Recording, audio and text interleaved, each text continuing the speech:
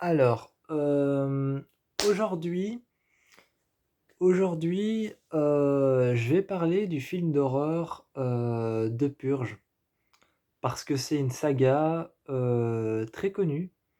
C'est une saga vraiment très connue dans le monde de l'horreur et j'en avais pas encore parlé. J'en avais pas encore parlé sur ma chaîne, j'avais même pas encore mentionné la saga.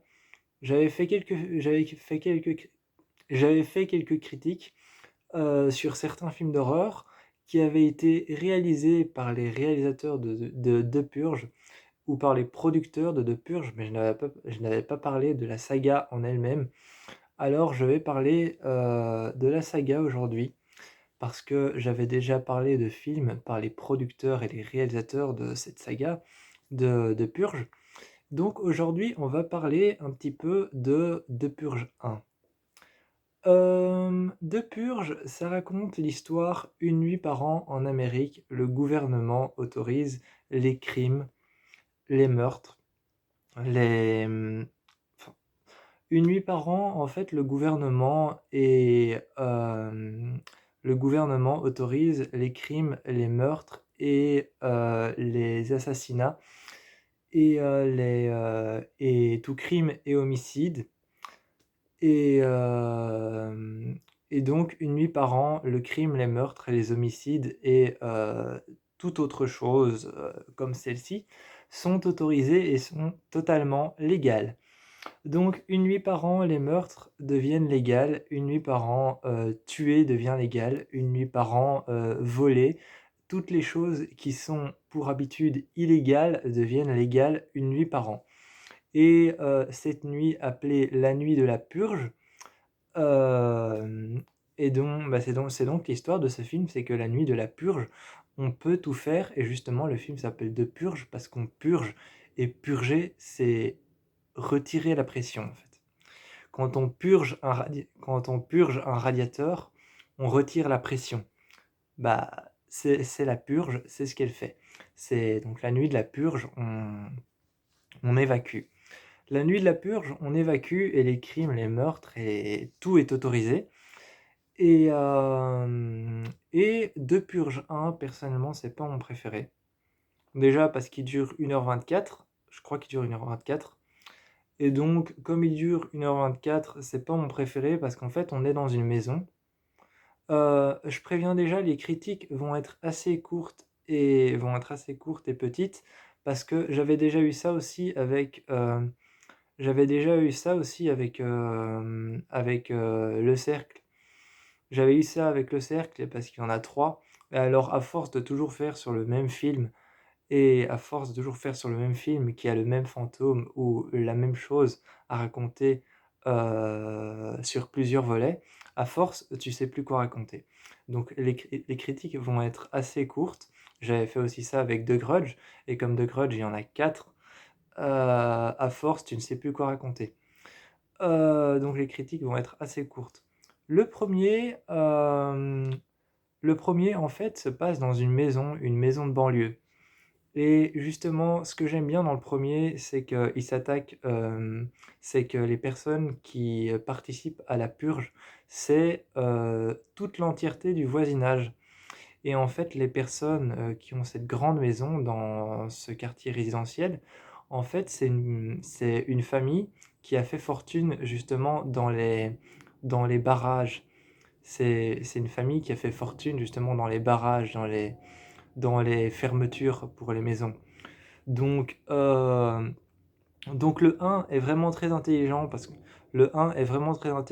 que justement, en fait, on s'attaque pendant la purge à une famille qui a fait fortune avec des systèmes de fermeture de grillage, des systèmes de fermeture de portes, des systèmes de fermeture de portails, donc des choses qui sont censées protéger. Et donc, cette famille s'est installée dans cette maison. Cette famille s'est installée dans cette maison et est venue habiter dans cette rue, cette banlieue, cette rue dans laquelle il y a plein d'autres maisons, et a justement proposé son système de verrouillage nouveau et beaucoup plus performant à toute la rue. Mais la rue, pour X, Y raison, donc toutes les personnes dans la rue s'attaquent à eux pour X, Y raison. Et, je n'aime pas le 1. Je n'aime pas le 1 parce que je le trouve déjà trop court. Déjà, je le trouve trop court et je n'aime pas le 1 parce qu'il y a pas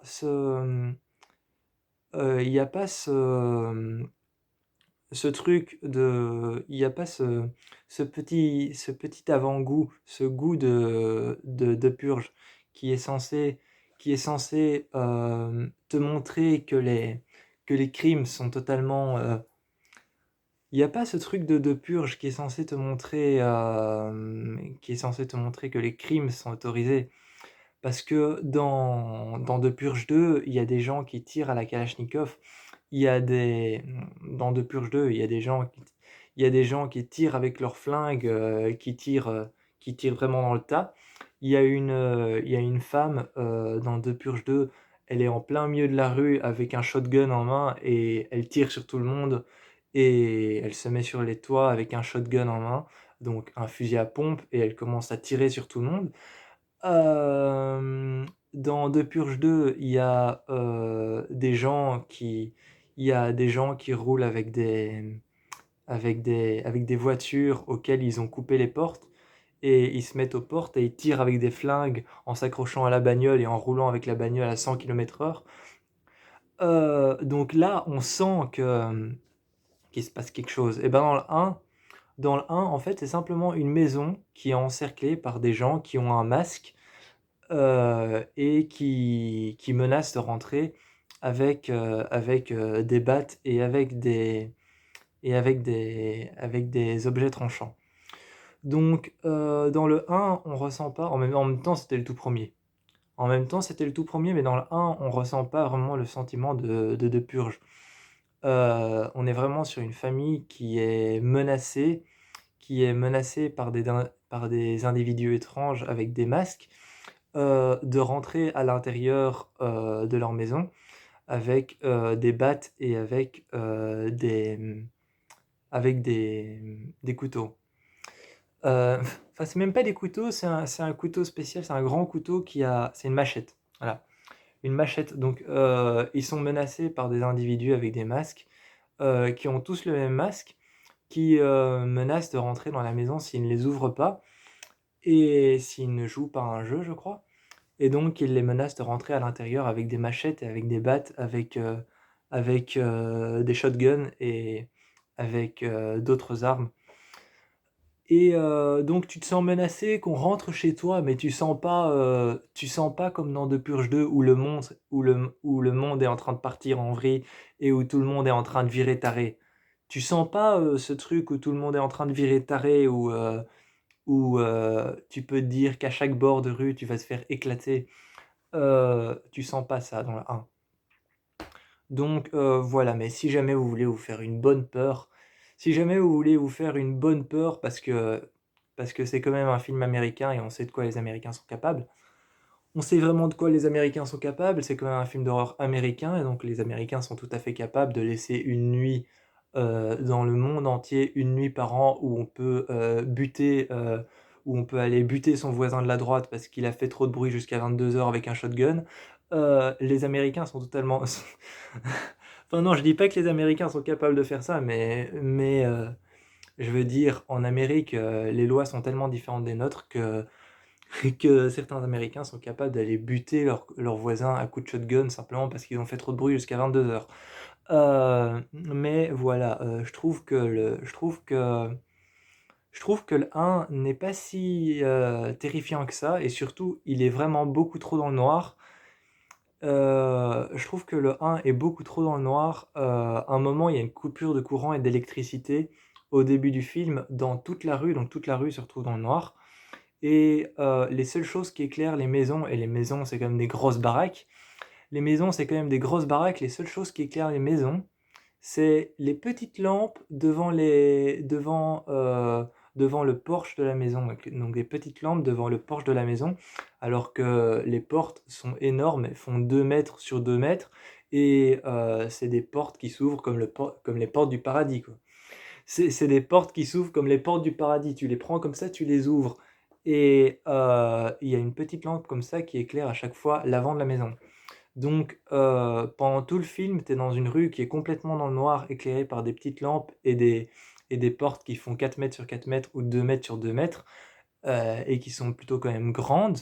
Et déjà qu'à la base, au début du film, tu sais que la maison principale dans laquelle tout va se passer vendait des systèmes de sécurité performants et hautement performants. Donc tu dans le noir pendant tout le film et la maison, à un moment, il y a une coupure d'électricité à l'intérieur et tu te retrouves aussi dans le noir dans la maison et donc à l'extérieur et à l'intérieur, t'es dans le noir. Et donc j'aime pas trop le 1 parce que vraiment tu dois le regarder presque comme ça devant ton écran avec les yeux plissés parce que t'es immergé dans le noir, t'es complètement dans le noir. Donc c'est pour ça que je l'aime pas trop. Mais si jamais vous voulez vraiment regarder The Purge et vous faire une bonne peur, une vraie frayeur, regardez The Purge parce que The Purge, c'est quand même un film d'horreur pas mal. The Purge, c'est quand même un film d'horreur pas mal parce qu'on est vraiment, sur un concept où une nuit par an on est quand même sur un concept où, on est quand même sur un concept où une nuit par an, le crime, les meurtres, les assassinats et les homicides sont, légales, sont totalement légales. Donc, les meurtres, les crimes, les assassinats et les homicides sont légales et on peut tuer les gens, comme on veut. On peut aller dans la rue avec son shotgun et essayer de tuer la première personne qu'on voit. On peut aller dans la rue avec sa hache et buter la première personne que tu vois. Tu peux aller dans la rue avec ton couteau et planter la première personne que tu vois. Tu peux aller dans la rue, avec, ta machette et planter la première personne que tu vois aussi. Donc je vous conseille quand même d'aller voir The Purge, même si le 1 pour moi c'est pas mon préféré. Et je vous fais plein de bisous et on se retrouve pour le 2.